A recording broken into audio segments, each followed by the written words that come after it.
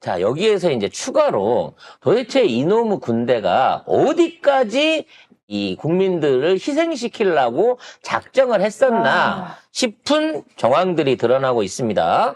탱크 부대를 밀어 넣어가지고, 지금 수도권을 쳐버리려고 하는 이러한 사전 대기가 있었다는 겁니다.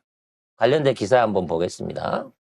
네, 민주당 윤석열 내란 진상조사단이 어제 국회에서 기자회견을 열고 밝힌 내용입니다. 윤석열이 비상계엄을 선포하기 10시간 전에 김용현이 탱크로 그냥 국회를 확 밀어버려라 라는 발언을 했고 당일날 11시에요. 계엄 있는 당일날 11시. 이에 따라 국방부 정책기획차장이 당일에 판교 국군정보사령부 사무실로 이동했다는 의혹을 민주당에서 제기를 했습니다.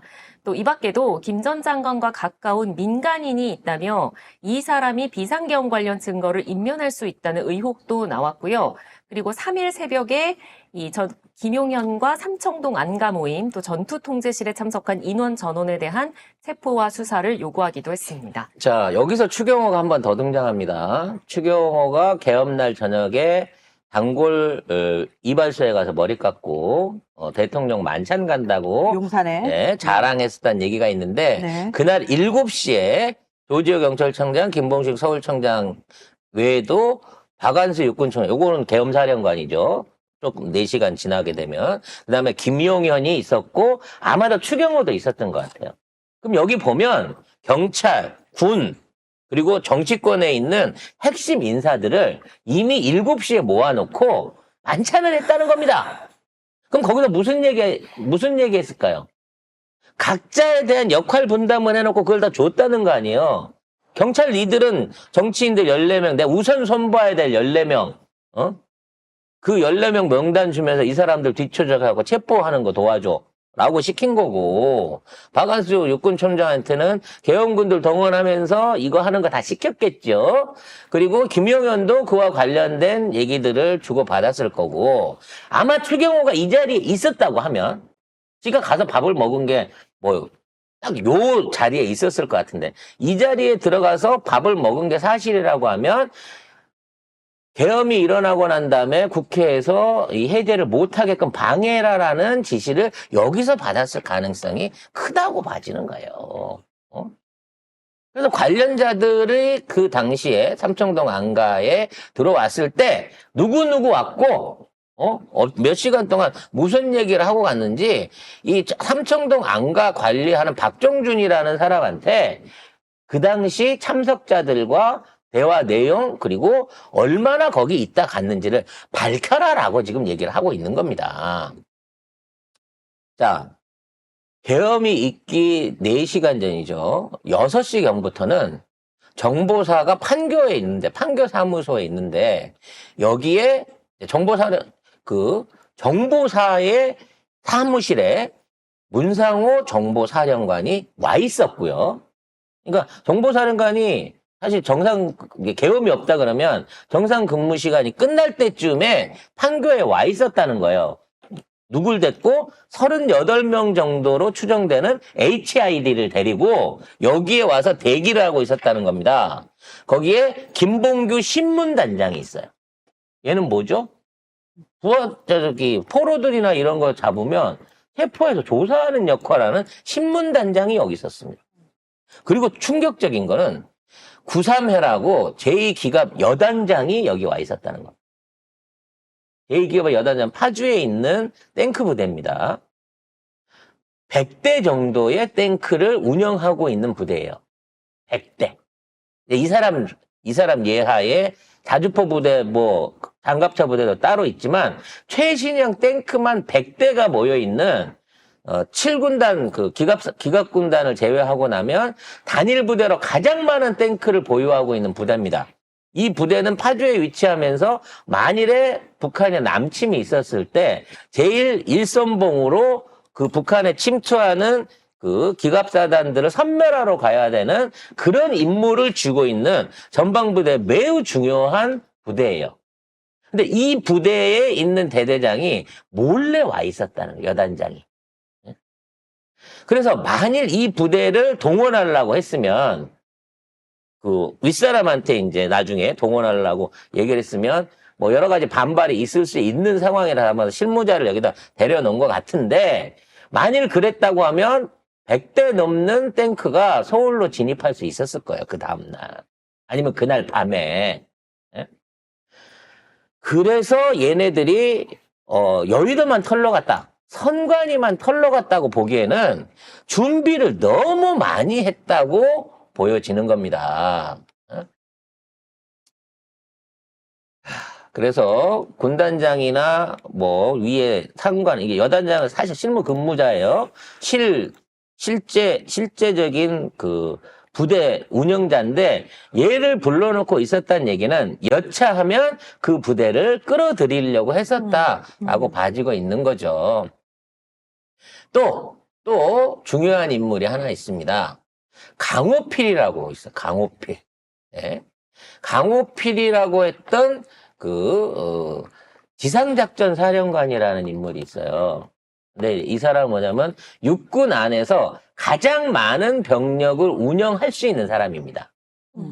이 사람이 운영할 수 있는 병력이 25만 명이에요. 우리 군의 절반이죠. 60만 대군의 절반이 가까운 25만 명의 병력을 거느리고 있는 강호필이가 그동안 방첩특전사 수방사령관과 함께 지속적으로 만남을 가져왔다는 겁니다. 11월 내내. 그리고 이 날짜에 화상회의에도 참석을 했다는 거죠. 현장에 있었는 건 확인되지 않아요. 근데 지난달부터 빈번하게 만났어. 방첩특전 이번 그 쿠데타 주요 그 모의자들하고. 그럼 얘를 들어왔다 그러면 탱크 100대에다가 지상군 25만 명을 넣으려고 했다는 거예요. 이게 시위를 진압하겠다는 또는 뭐 치안 안정을 하겠다고 할 수 있는 규모의 부대들이 아니야. 이만한 숫자의 부대들을 사실상 이번 계엄에 동원하려고 해놓고 2시간 계엄이 뭐 계엄이야 라고 배짱을 튕기고 이걸 부정하고 있는 윤석열의 속내가 정말 대단하다는 겁니다. 아니, 게다가 윤석열이 탄핵 가결 전에 2주만 시간을 벌어달라고 얘기를 했다면서요. 그러면은 2주 사이에 무언가를 지금 또다시 하겠다. 그러니까 송 작가님 그랬잖아요. 아직 끝난 게 아니고 얘네들이 지금 명령을 기다리고 있는 거다. 그렇죠. 김건희 명령을. 그러니까 김건희가 해갖고 테러를 일으키게 되면 쉽게 말해서 뭐 어떠한 자작 테러를 일으키게 되면 순식간에 비상 상황이 생기는 거고 그걸 갖다가 북한 군복 입은 애들이 했다 그래갖고 북한의 지상군이 어떻게 내륙으로 침입한 것 같다라고 하면 일단 형식적인 형태라도 국가 비상 상황 데프콘이 걸릴 수밖에 없어요. 그런 상황을 만들어 놓고 자연스럽게 복귀하려고 하는 거죠. 젤렌스키 같은 수법을 쓰는 거야. 젤렌스키가 지금 전쟁 핑계대고 대통령 선거 안 한 상태에서 대행으로 지금까지 저 권위를 유지하고 있는 거 아닙니까? 이런 것들을 노려보려고 하는 수단일 수 있다는 거지. 그러면 누구를 동원할 것이냐. 지금 다 잡혔는데. 네. 방첩사령관 다 잡혔고 다 잡혀갔는데 가장 중요한 진짜 이런 대군, 탱크 100대를 동원할 수 있는 기갑부대 여단장이라든지 이런 25만 군 병력을 지금 현재 운영할 수 있는 사령관들이 그동안 빈번한 접촉을 해왔다 계엄군들하고 그럼 일단 얘네들을 직위해제를 시키고 그렇죠. 그런 부대를 못 움직이게끔 예방 조치를 해야 되는 거 아니냐는 거지. 그래서 여기에 대한 전면적인 조사가 필요합니다, 실제적으로. 근데 군검찰이 안 움직이고 있어요, 아직도. 강력한 푸시가 안 일어나고 있습니다. 이거를 안 하면 이게 권한대행인 한독수라도 나서가지고 군에서 지금 연루자들에 관한 전면적인 직위 해제, 직무 정지를 시키고 여기에 대한 전면적인 조사를 해라라고 군검찰에다가 요구를 해야 되는데 아직까지도 이게 이루어지고 있지 않다는 것이죠. 그래서 지금 아까도 말씀드렸던 특검 표결이 이제 월말까지 가기 때문에 일주일이 더 남아있는 상황인 거잖아요. 그 안에 이런 부대들 안에서 모종의 변수가 있을 수 있다는 거예요, 현재로서는. 이런 것들을 간과할 수 없기 때문에 더더욱 김건희 구속이 빨라져야 됩니다. 이 모든 거는 한 170명으로 송 작가가 추정하는 북괴군복을 옵션으로 갖고 있는, 그리고 집에 복귀를 안 하고 있는 HID 예비역들이 어딘가에서 지금 건희의 전화를 기다리고 있을 것 같다는 거예요. 이 상황에서 건희가 갑자기 삘이 받아가지고 오늘 밤 9시다 그러면 그 시간대에 일이 벌어진다는 거예요. 김건희는 지금 건진이 날짜를 잘못 잡아줘가지고 지금 쿠데타를 실패했다고. 다시 나를 잘 잡으면 다음번에는 될 수 있다고 믿고 있을 수도 있어요, 지금 이놈 아줌마는.